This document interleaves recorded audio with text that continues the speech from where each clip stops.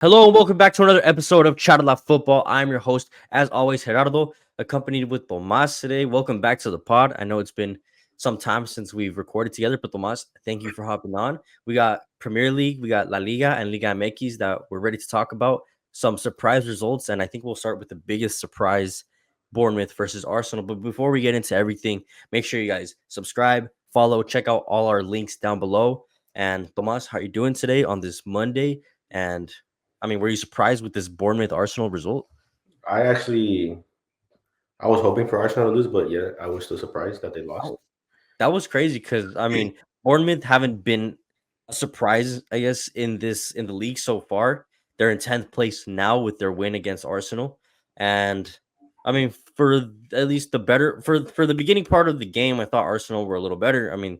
We know how Arsenal play. They like to hold on to the ball, have create more opportunities than the other team, but I think they've been getting hard done by. Like they've been super unlucky or really stupid. I don't know which of the two, but this is their third red card in the past like 8 matches, right? And that kind of set the tone for the whole match. And it's like the same thing we've been saying with Arsenal. And I feel like even when they come down to 10 men, it's like they haven't practiced playing with 10 men, even though at this point they should know that they're probably going to get a red card, like moving into later in the later half of the season. Like they should be preparing a little better going down to 10 men. But yeah, that just set the tone for the whole game, to be honest. I mean, like three red cards in 8 games. What's that? Like a red card in 40% of your matches. Mhm. I mean, that's an insane statistic. But on top of that, like you just said, you should be able to defend with 10 men. I mean, it's it's not something that you practice on a day to day, but it's something that you practice once a week. And I mean, it could have saved you a point right here. It could have saved you an embarrassment as well. And it's I still think it's terrible for Arsenal, even though they were down to 10 men. I feel like they should have been able to do something. Yeah, for sure. Yeah. At least hold on to the draw, but then it was a set piece that broke everything. And it was a wonderfully taken set piece too. I think it was Ryan Christie who put up the 1-0 for Bournemouth. I mean, that's just when everything went crazy. Bournemouth then got the second one in a penalty. David Raya takes down Evan Nilsson and they convert the second goal. But just overall, just defensively, just they fell apart. And that's the thing that kind of holds them together. Their defense, at least, they can hold on to whatever they have in front of them. They can hold on to it. But in this match, just that set piece just kind of broke everything for Arsenal. I honestly feel like Arsenal has no true championship mentality. They don't deserve to win the Champions League. They don't I deserve to win the Premier League. They don't deserve to win anything. I, Just I think by the body language on the field after that first goal. yeah, I think what goes against Arsenal is the fact that they're scared to I think they're scared to make a fool of themselves again, knowing that they bottled the past two Premier Leagues when they had a good opportunities to win them. And I think they just keep thinking about that. I think it's just a mentality thing at this point because they have a good team. They have the team to win a Premier League at least once in this period where Pep Guardiola is kind of reigning the Premier League. But that mentality of just be of like that fear of losing is gonna keep them down. And I think that's ultimately what's going on with Arsenal at this point. Yeah, And but then I just sorry. think when defeat is all you know, which is Arsenal's slogan right now. Um, there has to be a point, like a shift in mentality, where it's just this happened, and I don't care what goes against us. I don't care if the refs against us. That we have to be able to overcome this because these are professional players at the end of the day. Yeah. One of the most expensive lineups in the Premier League, and it's sad to see this so early on that it looks like they're already out of contention.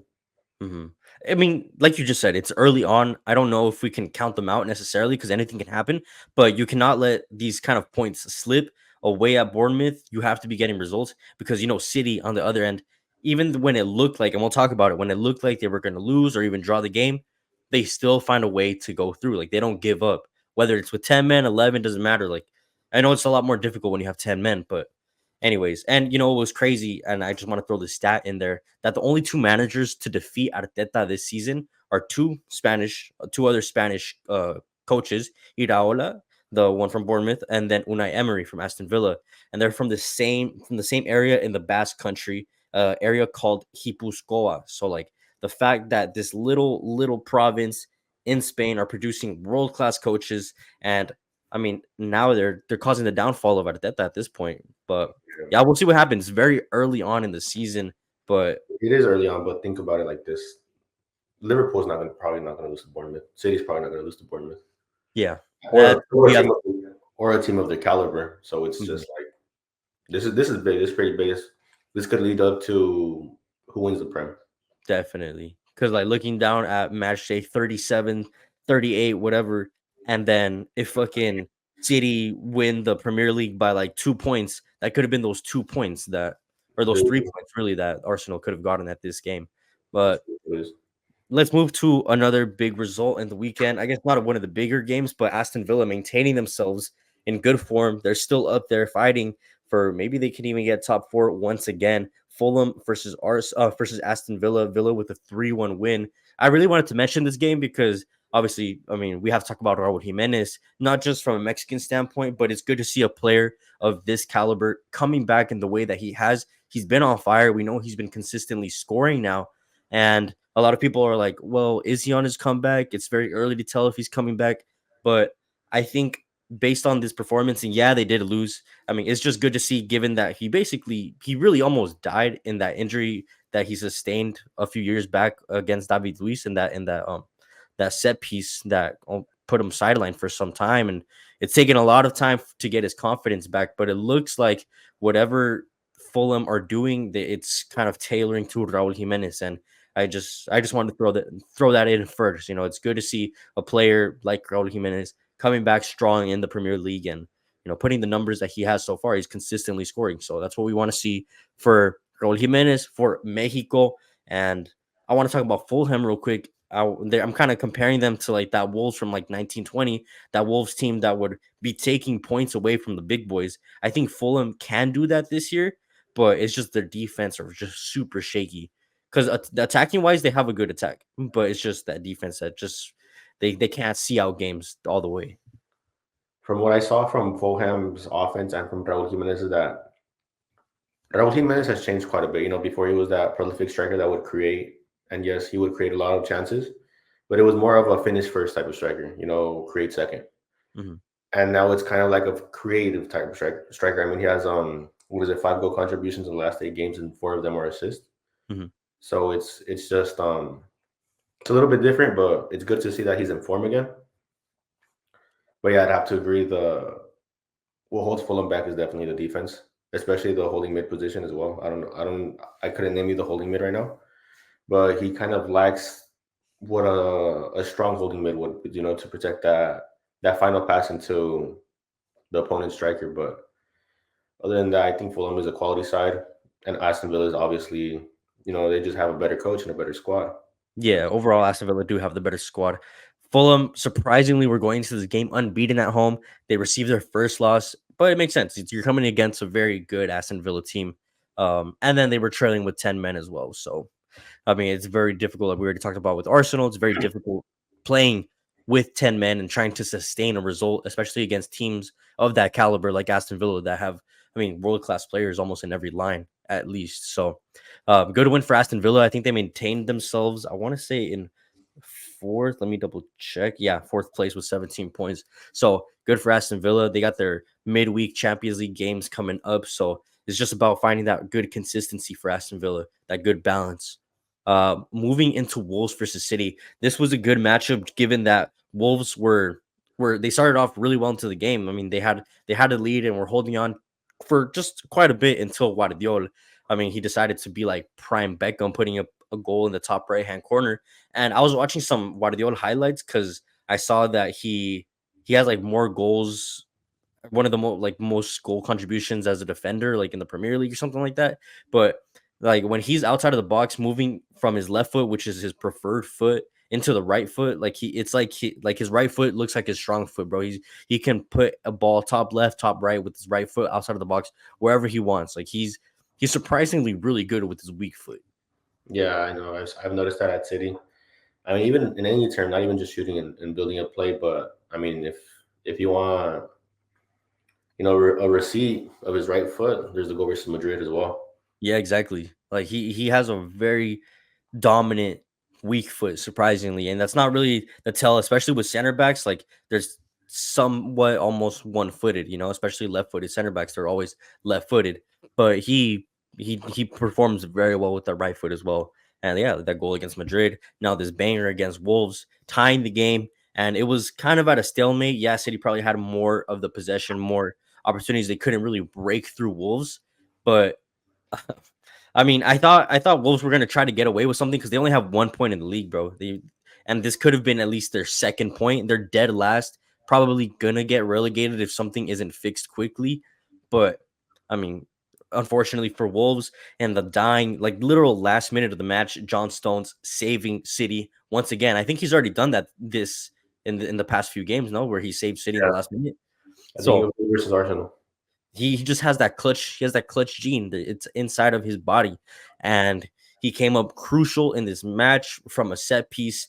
And I mean, City, I think they have that championship mentality where Arsenal lack it. City make up for it, and that's probably going to be again the reason they win the Premier League once again this season.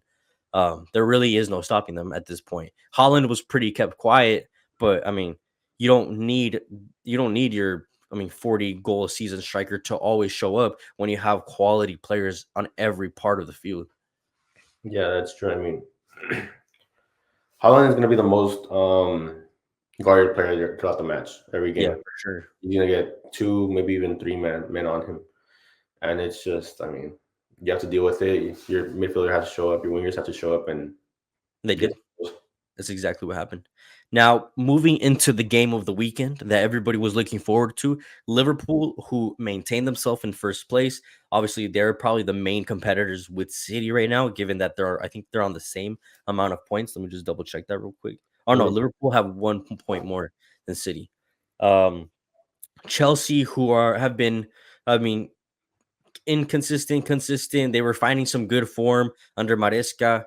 Um, but right now, obviously, they get their first loss, 2-1, and I mean the main talking points are Curtis Jones and Salah, both players being directly involved in both of the goals for Liverpool, giving Liverpool the win, 2-1. Um, and the one thing that I did want to talk about is Cole Palmer. Cole Palmer, who was kept quiet throughout the whole match. We're like, where did Cole Palmer go, bro? I thought he was going to show up this match. He's been pretty good so far this season. He's the player of the year, I think, the young player of the year in the Premier League. And against Liverpool is the games that you need him to show up. And where was he? He didn't show up. The thing is like this: when a young player comes in, he comes with a bang. When a young quality player comes in, because the defense doesn't know what to expect, the midfield doesn't know what to expect of this player. But now Cole Palmer is practically a household name. Everybody knows who he is.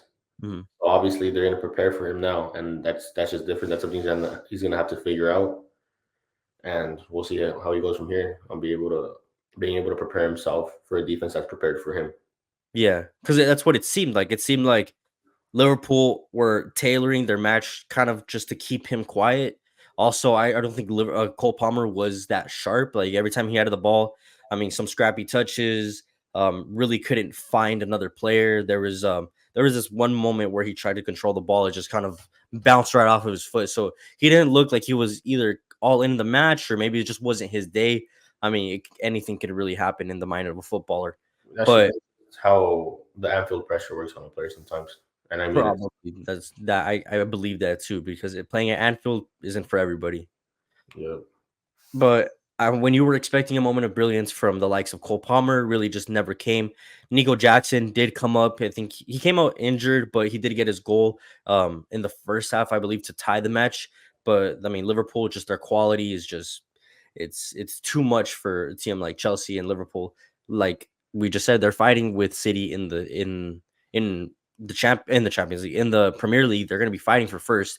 So I mean, they cannot let these points slip away. And against a team like Chelsea, they came up big, and that's what they need to do if they want to be champions at the end of the season. yeah. But that kind of wraps things up in the Premier League.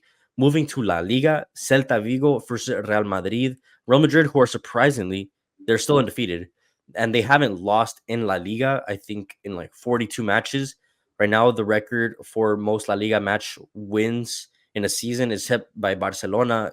I think they have like 43, and it sets up this El Clasico that's next weekend like perfectly because I think Real Madrid can tie that record and make it 43 wins if or 43 games unbeaten if they Undefeated. get a result against Barcelona. And it just sets up this El Clasico, like Yamal versus Mbappe, and all the big names that are coming in into this match. But first, just going into this game, Real Madrid Celta Vigo, it was a good match.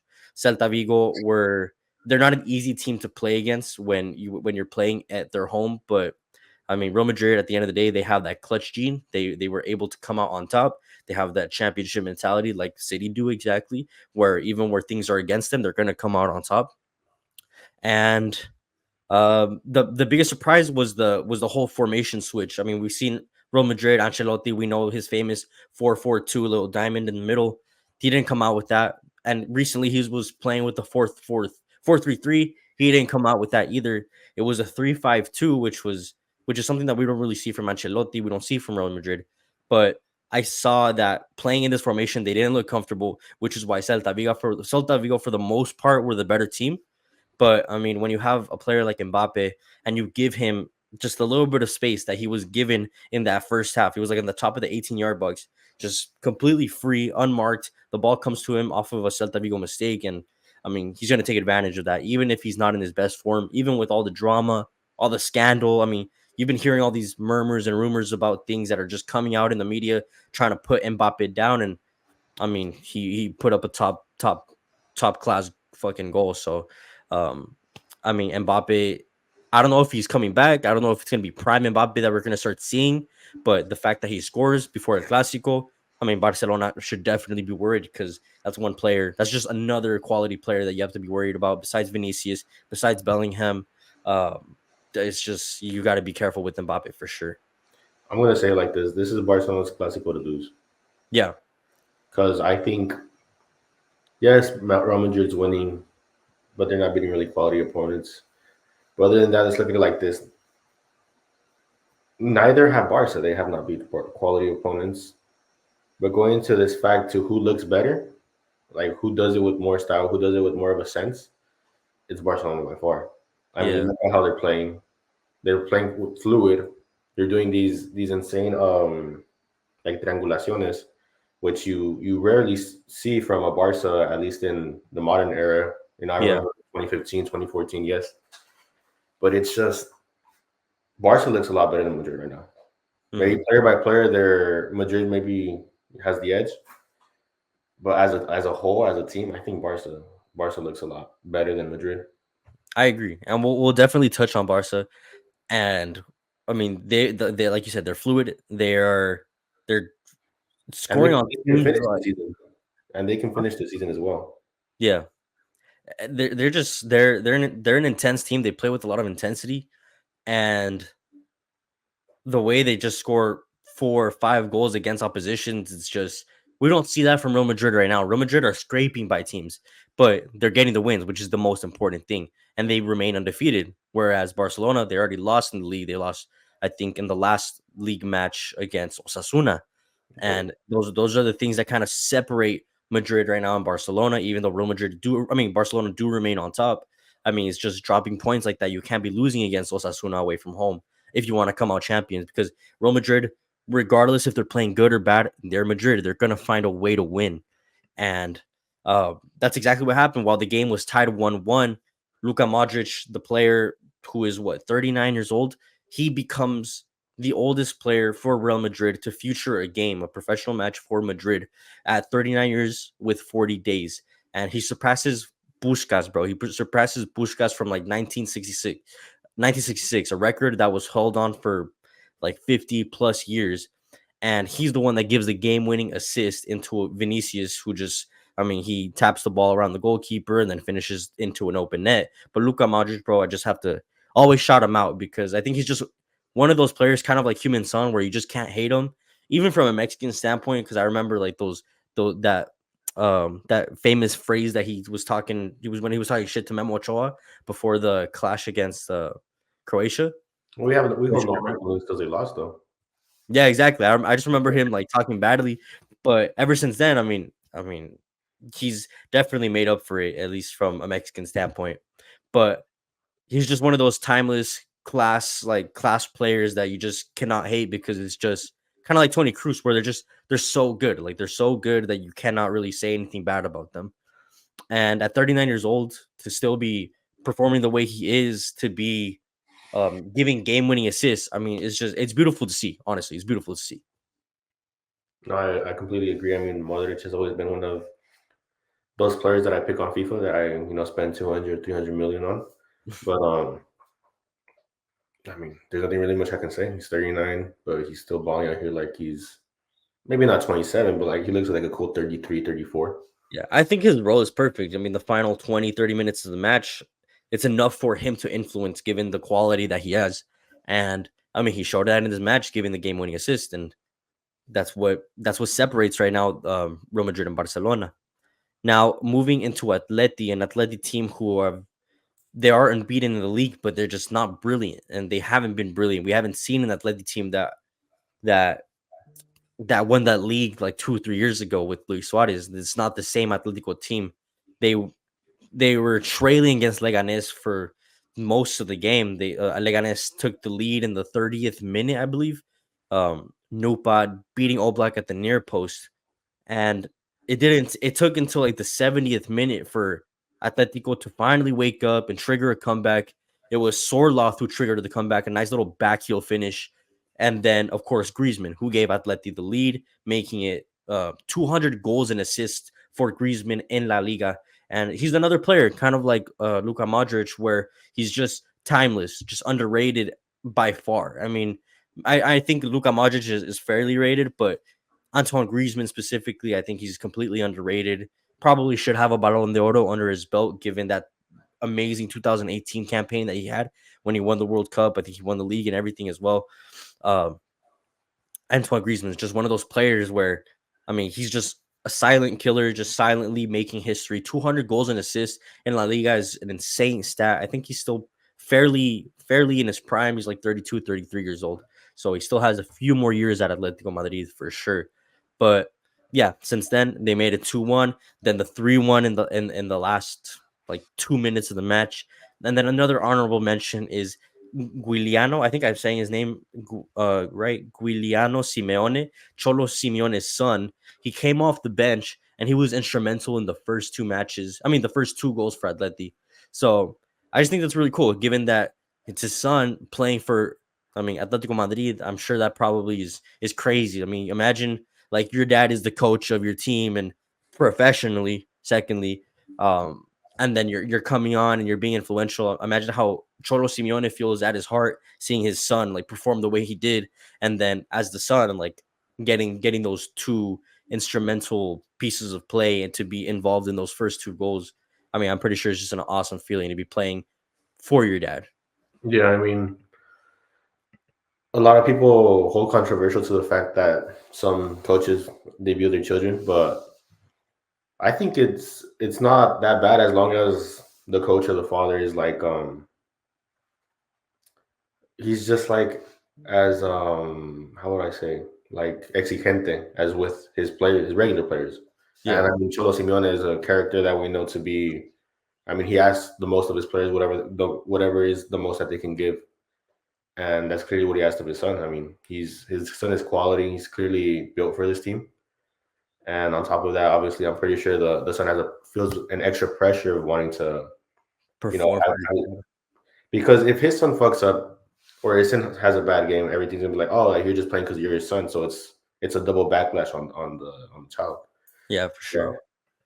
I mean, And other it's good the way Cholo introduces him into the team too. It's not like he's just putting him off the start, it's just no, the last 30, 40 minutes, like maybe to get some time. And I mean, I think his kid is still young. He's like 22, 23 years old. So I think it's I just want to throw that in because I thought it was crazy just seeing that his kid is playing for him. But now moving on to the best team in La Liga is Barcelona versus Sevilla. They smacked Sevilla 5-1 in a match where Sevilla were just played off of the park.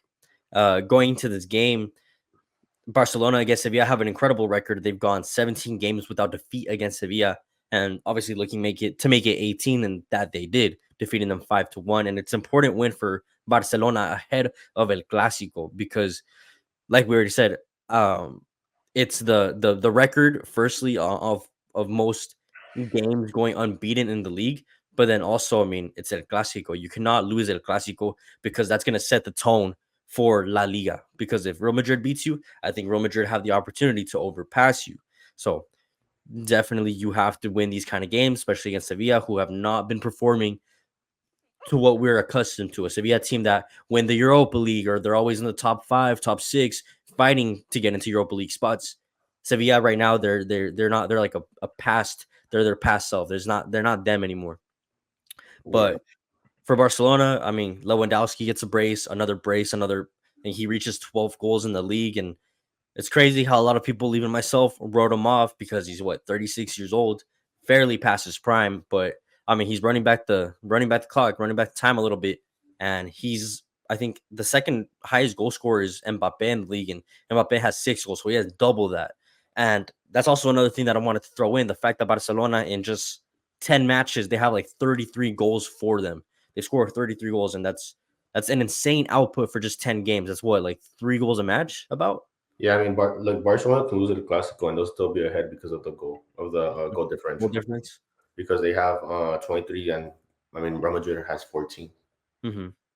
Yeah, their output is just insane. Yeah, they'll sometimes be shaky. I think defensively they're doing a lot better than at the beginning of last season, but I mean they're just a machine going forward. It's very difficult to stop that front three of Lewandowski, Rafinha, Lamine Yamal, and who gets an assist as well. He just doesn't stop contributing up front.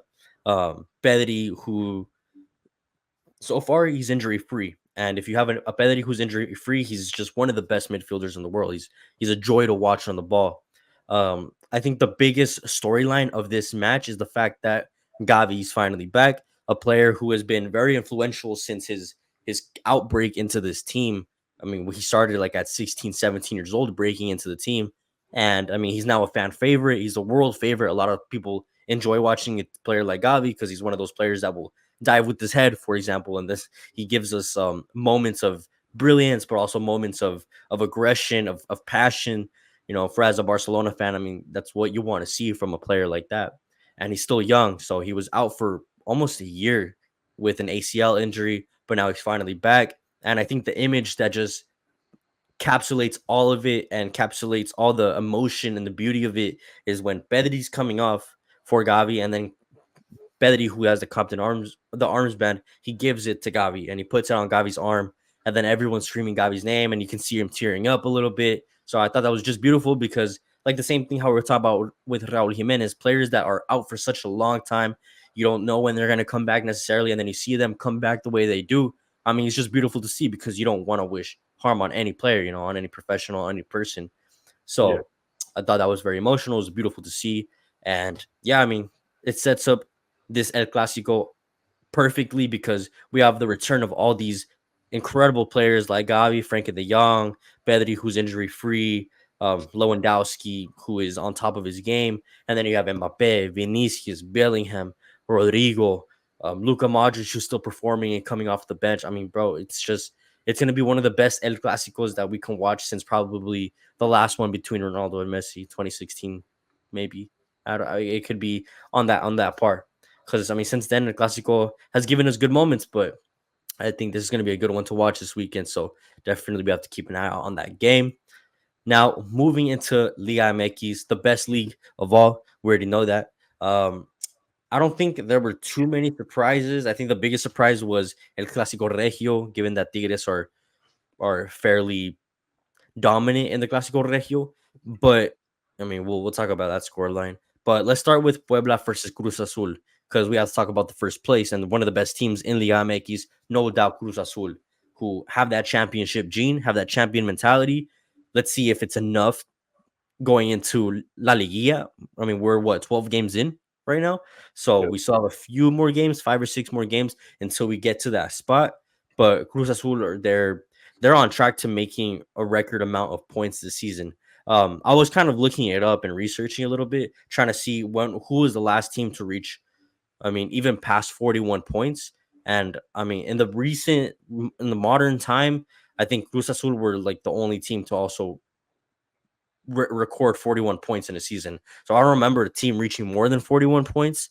I don't know if you can remind me, but when they reached 41 points, they won the Liga MX or Guardianes championship. So I mean, they can definitely replicate that season. They have the ability. They definitely have the players. They have the talent, the coach. They have everything. They're made to be champions this year. And if they don't win, then it's going to be considered a failure because this is their title to lose at this point.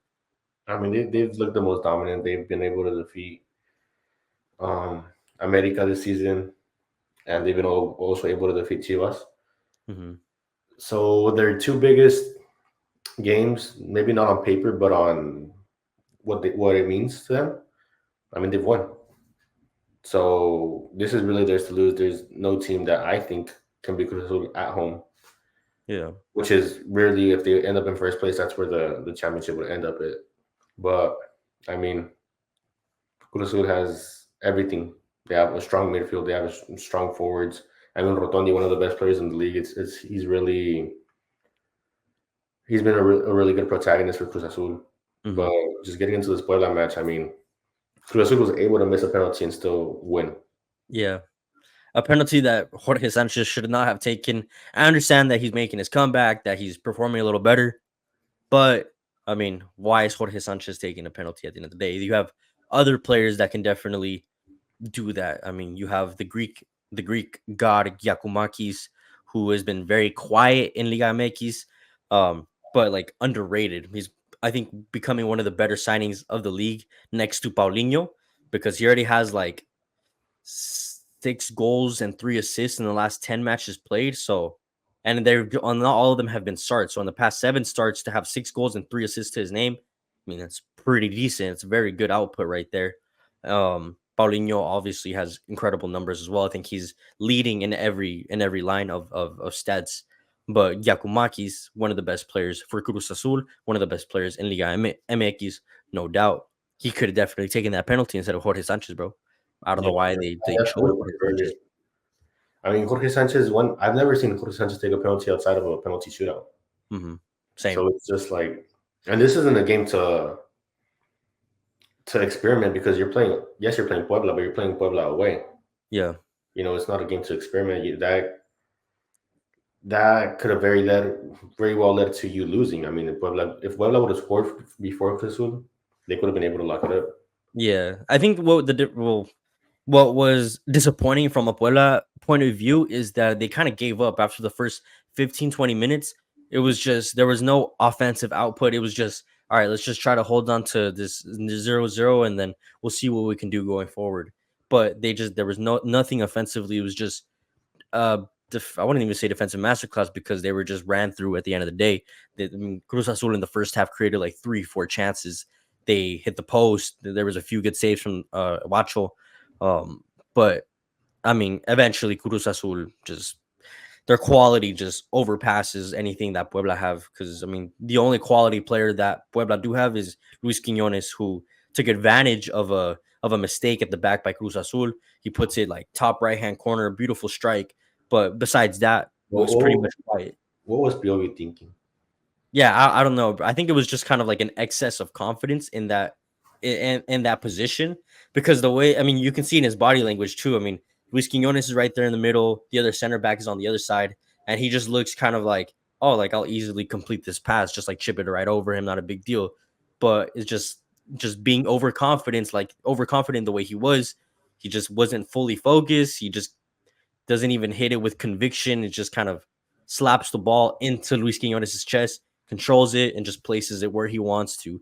And a player of that caliber, while he is a little older in age, I mean, you cannot give him that kind of opportunity because he'll take advantage of it, and that he did. And momentarily, it was even. It was an even match. But Cruz Azul, with the quality they have, I mean, obviously they come out on top. There's no stopping a team like Cruz Azul. Yeah, no, I'd have to agree. So I mean, let's see if they make history at the end of the day. I want to. I mean, we have like what 5 games left in the league. We have about 5 games left in the league, and that's 15 points to make up.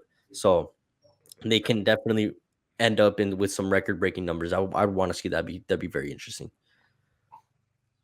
Let's go to Pachuca versus Chivas. Another game where it had a very interesting storyline given all the background. drama that's been going on with Chivas specifically. Pachuca, we know they haven't been going through a good time at all with Almada, sorry. And then Chivas, obviously, with Gago just leaving out of the blue, taking air conditioners, shitting on the couch. And then, I mean, the fact that they were playing at the same time while Gago was debuting in La Liga Argentina, that was also very interesting to know because I didn't know that Gago was debuting that same day until the announcers or the narrators were letting us know the score line that like, oh, Tigres beating Boca Juniors 1-0. I was like, oh shit, Yeah, like I mid didn't know that. So I thought that was very interesting. I thought it was funny that they let us know that was going on at the same time. And then Arturo Ortega debuting, the interim coach debuting. Um, it was just a perfectly narrated game, a perfect game to really be focused on. And then the fact that Chivas, they are being led without Gago, depending on the creativity of their best player of the year, Piojo, who was just the orchestrator in this match. He was everywhere in this game. And while I know there's a lot of backlash and talk about his performances with the selección, it's two different roles that he has to perform, one with the national team and one with Chivas. With Chivas, you see that he doesn't have that same um the defensive focus. He doesn't need to be always running back. doesn't drop back as much. He Yeah, doesn't he doesn't drop back as much because he doesn't have to, because Chivas allow him to stay up higher where he's able to influence the match. So they save his energy, they save his legs to influence the match where it really matters the most. Because defensively, Chivas are solid. They have some class players. They have Sepulveda, they have Aramoso, they have El Chiquete. They have because good players that can hold they can hold anybody in the league to 0 goals back there. it's also that Chivas defensively, on paper it's a 3-5-2, but defensively it drops into a 5-3-2, Mhm. and that allows Piojo the creativity of being able to go forward because in his head he knows he has at least 6 to 7 people behind him, Mhm. where it's just like in La Selección, it's the winger, then it's the right back, and then he's through on goal. Yeah. I mean, there's a huge difference, obviously, but also something I wanted to touch is why does Chivas look better without Gago than with him? I mean, you always have to put Look, into consideration is the new manager bounce, because everybody wants to impress the new manager, make their put their spot. They don't want to give their spot up for contention. They want to make sure that they're still a starter at the end of the day. But they did look better for sure. The formation change, I think that was a formation change, right? Because they don't typically play no, three. they tried 3-5-2 with Gago, but I mean, Gago had Alan Mosa as right wing back. It was weird, and I mean, so that's all I can say. But other than that, it's practically something that Gago did try, but it wasn't effective. Maybe I'm just talking shit. Maybe this is ideology that Gago had that they just were able to execute in this time of the season. Mhm. But I mean, they looked a lot better than when Gago was there. They looked a lot better than last week when they played for Atlas. I mean, 2 weeks ago. Definitely. And I mean, what makes it just hilarious is obviously they get the win, and Piojo being the one to orchestrate both plays. He gets a goal, gets an assist. But the fact that while that was happening, Boca lost 3-0. And I think I saw on Twitter too, there was a trending tag. I mean, I'm pretty sure it's not like very popular yet, but it was saying Anda Gago.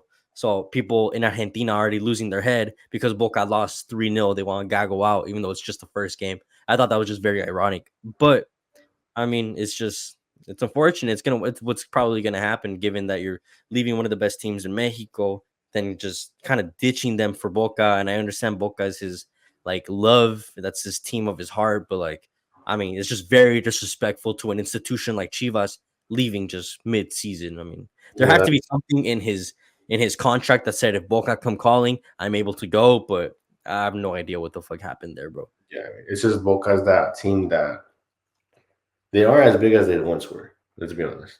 Yeah. Their best result in the couple of years was making a final de Libertadores, winning on penalties every match, which is okay. I'm not saying anything to degrade Boca, because I know historically they're pretty big, but in modern history they're okay. Yeah. All I have to say to that is vamos River. Vamos. Vamos River.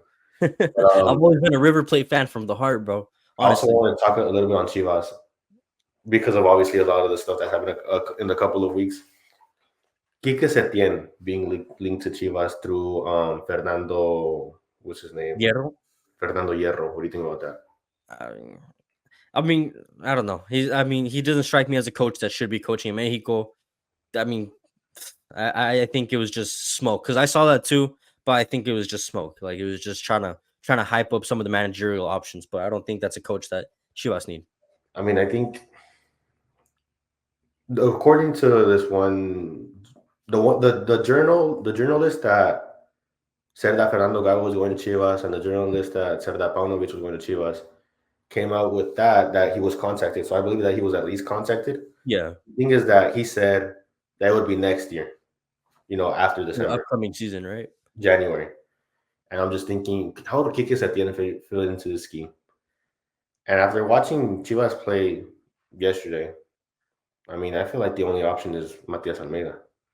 That'd be awesome. It'd be a beautiful reunion story, given that Almeida has been out in Europe for quite some time now. It's been more than five, at least almost 5 years, because he was at Earthquakes for a couple years.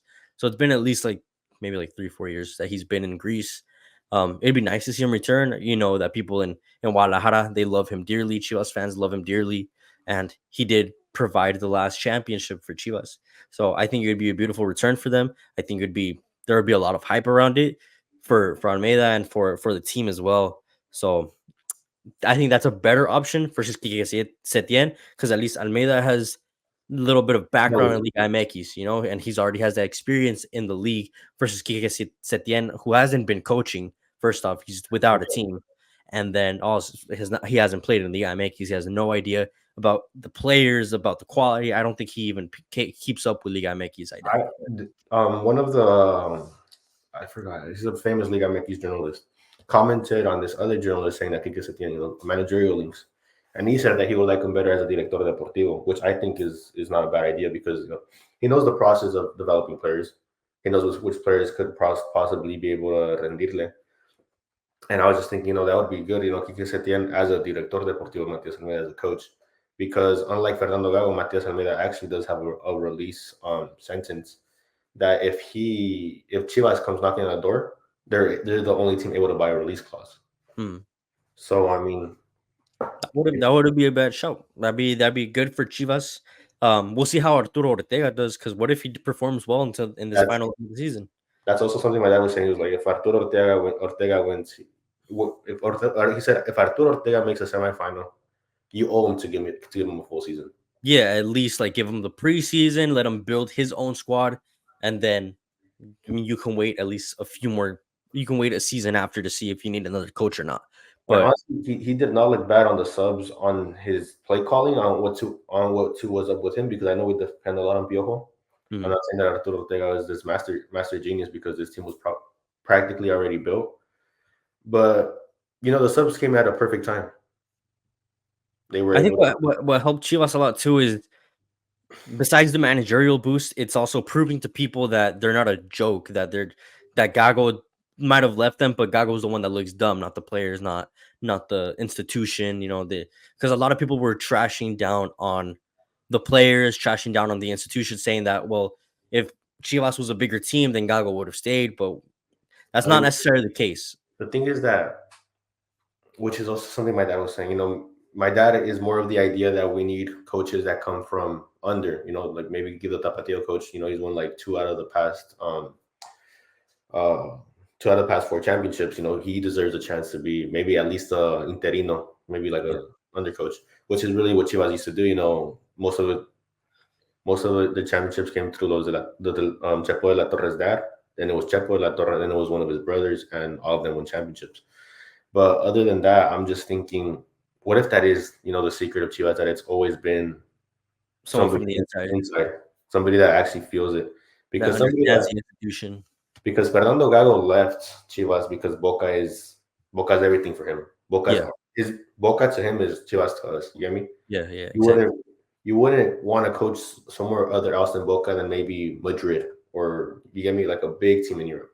Yeah. And I was just thinking maybe he's right. Maybe we need a coach that maybe didn't play at Chivas but knows the whole system on the inside, knows Yeah, what would work, what wouldn't work. that feels the institution the way that fans like us do feel it the same way. So yeah, I that's why I say Arturo Ortega, give him his time. I mean, we'll see how he performs. Use these next few weeks to just kind of keep an eye on him, see how he does. If it goes well, give him at least the preseason and the next season just to see if he's a coach for Chivas or not. But now moving into the biggest game of the weekend in Liga MX, El Clásico Regio, one of the biggest clásicos in Liga MX besides the Clásico Nacional. And it did not disappoint at all. I didn't get to watch the game, unfortunately. I was busy, but Tomas, I know you watched the game. I saw the highlights, obviously. I saw the biggest talking points, the biggest one coming from that 19-year-old Iker Fimbres, who I didn't even know who he was, honestly. I saw a video of the goal that he scored, and then people saying that this is Omar Bravo's son, jokingly. Yeah. And and the comparison, the how dude, he looks very similar to Omar Bravo. And I saw a meme saying that Omar Bravo probably got really busy back in 2004 in Nuevo León. And shit, I mean, maybe he has a long lost son somewhere out there in Nuevo León, and maybe it's Iker Fimbres, bro, because the way they look, the way he struck that ball, I mean, the two goals that he scored, I mean, to do that at 19 years old in El Clásico Regio, it's at your home specifically too. I mean, bro, it's a wonderful scene. It's good to see a 19-year-old kid, Mexican kid too, to perform the way that he did. But let's just go back to the totality of the game. Monterrey, I think they were up like 3-0 within the first 30 minutes, something like that. Yeah. So first True. off, what the fuck happened to Tigres? And then Monterrey, obviously, I mean, they have class, but what happened to Tigres first? Like, It's just Tigres came out slow. They came out scared. And that wasn't even the issue. The issue was just how they allowed Monterrey to behind them. You mm, see, Tigres is known as this solid defensive team. You know, they take the ball, and they once they have the ball, you won't see it for a good 10, 15 minutes. And it just wasn't anything like that. It was really chaotic. It was kickball. Tigres wasn't able to settle down. The the scenes of the chaos obviously favored Monterrey running, the fans running with adrenaline, bro. Honestly, it was everything. Everything was the fans. mhm. The fans were Yeah, actually. that stadium looked full. I don't know if it was sold out, but it looked crazy packed. It was so sold out. They couldn't get a total count of it because they say that some people snuck in. Mm. So that's imagine that. So I think I don't know the whole capacity, but they're estimating it was above 2,000 people in capacity. Because I mean I seen the videos on Wait, hold on, 2,000 people that snuck in? the about. That's what they were saying. Damn. I don't know the total. I So just saw imagine like a sold out uh Monterrey Stadium plus an extra 2,000 people. so That's I pretty mean sick. I thought like how would it work, but I was just thinking when we went to the Champions League game, there were a lot of people lined up on the stands Upstairs? like, just watching. Yeah. I mean, if you look at the Monterrey game, there's a lot of people lined up. People are walking in between two rows of people to get upwards to somewhere. Mm. And I was just like, I was looking at videos on Twitter, and you know, when you're walking down, you see the stadium. It's like a kind of like a circle like that. You could see it, but Yeah. you're not at your seat yet. That whole part was full. You know, where it was like the food, everything. Yeah. People are just standing. They didn't even People were care just where they standing were there standing. watching, and I was just like, damn, like this game was something different.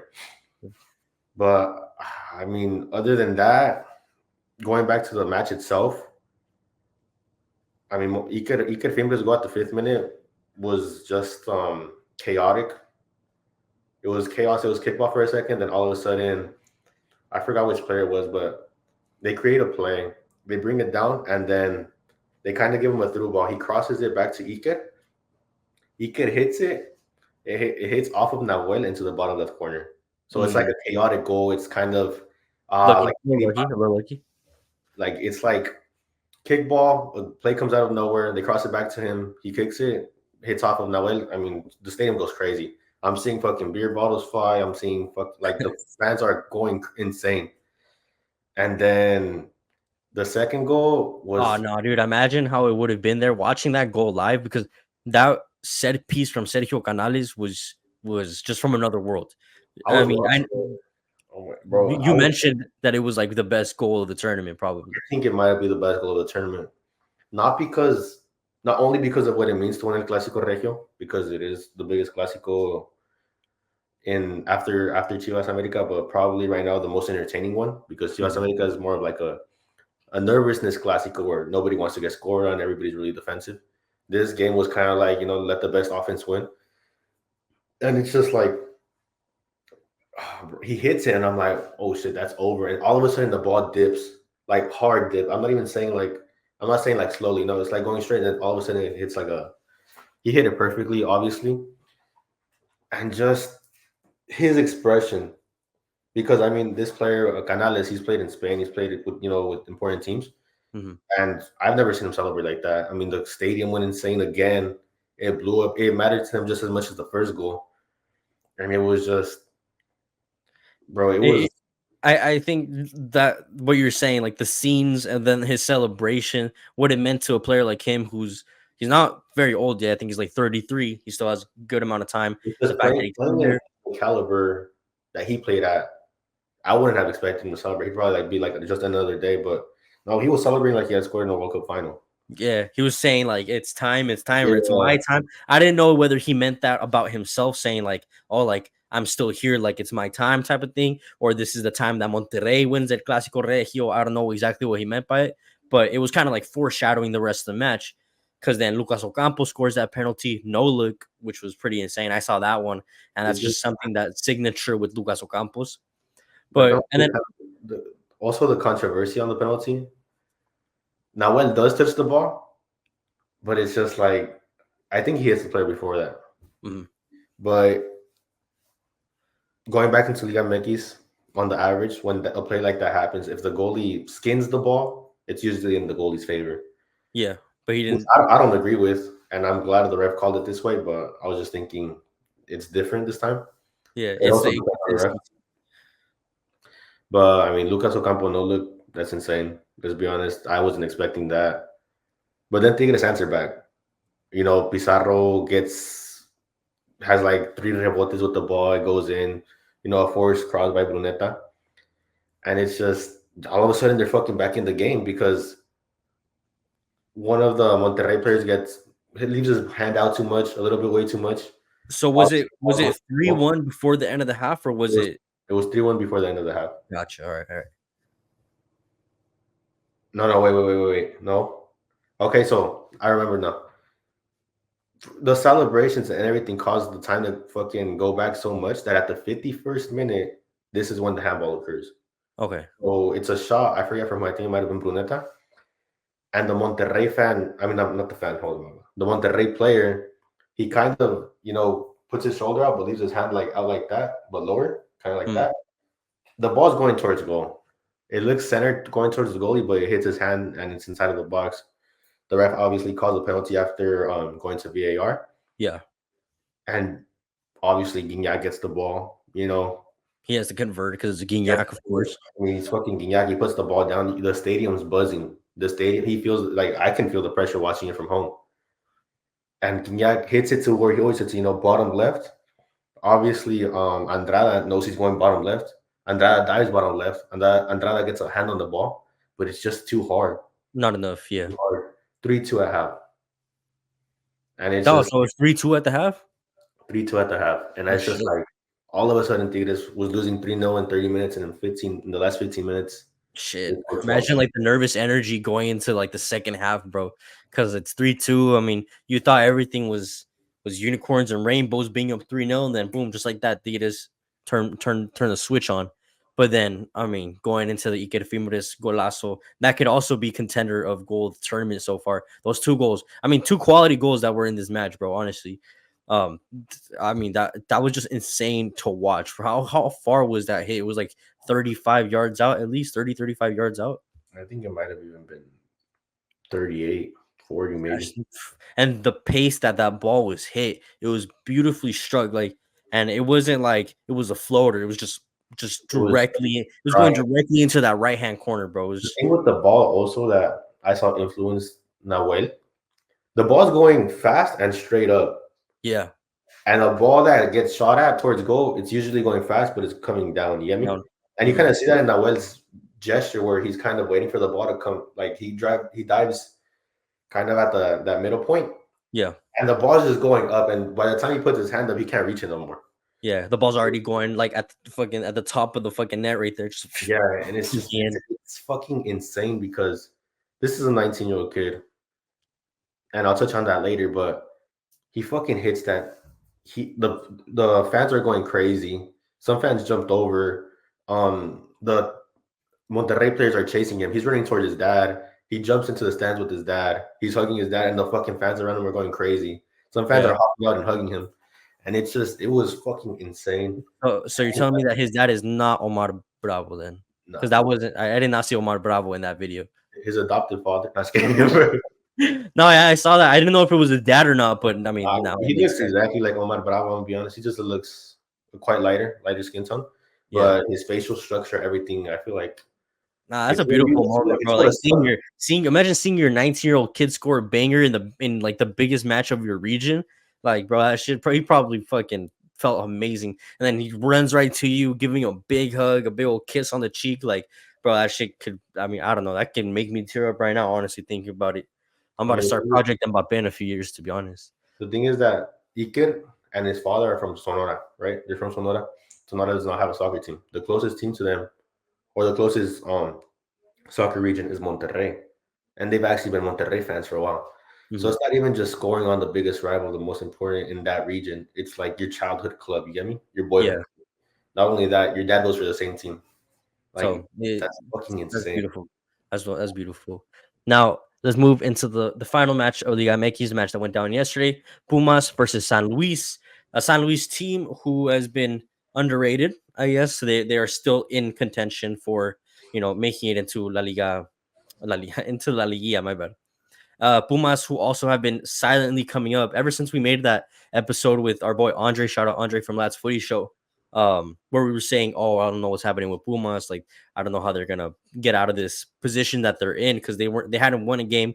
They've been winning every single game. I think they only drew one game in the past 5 matches, and now they are in solid. I think they're in fifth place right now, and Chino Huerta was the pinnacle of this match. I mean, he scored 2 goals on the day.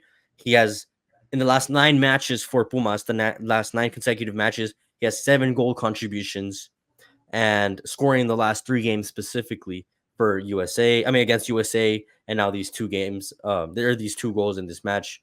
I mean, Chino Huerta, honestly, he just has to go to a bigger club at this point. Not in Liga MX, but he needs to push to go to Europe because I know it didn't work out with Liverpool, but I'm sure there's probably somebody out there watching him, another scout that is probably pushing for his signature. And we need that. A player like Chino Huerta cannot remain in Liga MX any longer. I mean, he's single-handedly taking this Pumas team to a level where they should be at. But I mean, Chino Huerta, bro, he's different class. To be honest, he's everything that Pumas need at this moment. But after the season, he has to be somewhere else. No, I completely agree. I mean, we saw that link to Liverpool, with his first season being at what was it, a championship club? Hmm. And my thought process is he's B-level talent right now. I mean, at least he's Porto, Benfica, these he's West Ham, this type of level talent. Maybe not Liverpool City, Bayern, Real Madrid yet, but he's definitely good enough to make it into one of these squads where it's At least compete for a spot. Like yeah. And the thing with a lot of Mexican agents that they tell these players, it's just Porto, it's only Benfica, or it's only this, it's only that. And my thoughts were like, what does that matter? Like this, this is it has to be a stepping stone. You're yeah, going from Liga MX, you're going to a B level team, then maybe you'll hit an A level team. Maybe you'll stay at the B level team, but even that is better than Liga MX. I mean, when Tecatito was playing with Porto and he would come and play versus the US, play these MLS bums, he would cook them easily. Then all of a sudden he left Porto, he was at Monterrey and he couldn't even walk right. Like it's basic knowledge because these teams, although they're not the best, they demand a lot more than the average Liga MX team. definitely. And this is where we start to see the player development. But I mean, the same thing with Iker Fimbres. I mean, a lot of people were saying, Iker like test out Iker in the selección, and a lot of people would say, oh, he's only 19, like he's still a kid. I'm like So what is that? what? Like, there's been so many, well, not so many, but there's been Mbappe, Pele. There's been a couple, like 3 or 4 kids that have won a World Cup at that age, which I'm not saying he's going to win a World Cup. I'm just saying that if they were able to win a World Cup, he should actually at least be given the opportunity to prove himself. Yeah. So it's That's like the most frustrating part about, I think, just Mexican mindset and fans. They think that, oh, because they're 16, 17, 18, like they're too young, like they're not old enough to be at the highest level just yet. Like give them 4 or 5 more years. But it's like over here in Argentina and Uruguay and Brazil, they're debuting kids at 16, 17. By the time they're like 19, 20 years old, getting ready to go to Europe, they've already played like over 100 matches in first division in one of the toughest leagues in South America, versus in Mexico. Like we're barely giving them minutes. We have to force down a rule down every club's throat to like play these kids for certain amounts of minutes, where it's it should be the talent that speaks for itself, not just forcing these kids to play. But like it's not like, I'm sure in every single club in Liga MX there has to be at least 1 to 2 young players that can definitely help the starting 11. It's on the coach to find that talent, but also like it's like on everybody to like allow these clubs to do so as well. Not to be so harsh and be like, oh, he's only 19 years old, he shouldn't be starting. Like, bro, if he's 19 years old and he has the talent to play and start, then put him in. Like there shouldn't be no problem. look, the thing with Iker is that he was able to prove himself in a couple of matches prior to this because of the regla de los menores. Hmm. So they didn't even, if it wasn't for the regla de los menores, if it would have continued like last season where there wasn't any rules, we probably wouldn't even seen this kid. Yeah, The Clasico would probably ended up 3-3 like last season. I mean, it's just these kids are just as good as the adults. Maybe they need a little bit more discipline. Maybe they need a little bit more this or that. But that's something you learn through experience. definitely. If you And how are have you gonna get experience if you're not playing? Like it's I'm, like when you come out with your college degree, and everybody's hiring, but they're expecting 5 years of experience. You can't. You get me? You can't want to go to Europe, but you don't have the credentials of experience. It's the same thing. It's the exact yeah. same thing. But So I'm glad that we get to see players like him because of the rule. And I mean, we're already seeing that now. I mean, giving those youngsters the opportunity. And I mean, for example, Chino Huerta, who is now 23 years old, but he's been playing. He's gotten a lot of time in Pumas and Chivas. He's had a lot of time in first division. Now he's getting ready to go to Europe and going into the prime of his career, 23, 24 years old. So, I mean, overall, that wraps up all our weekend wrap up pretty much. Tomas, thank you for hopping on. Make sure you guys subscribe. Make sure you guys follow if you made it this far. We appreciate you guys, and make sure you check out all our other videos, check out our social media pages, and yeah, we'll see you guys on the next one. Peace out. Thank you, Tomas. See you.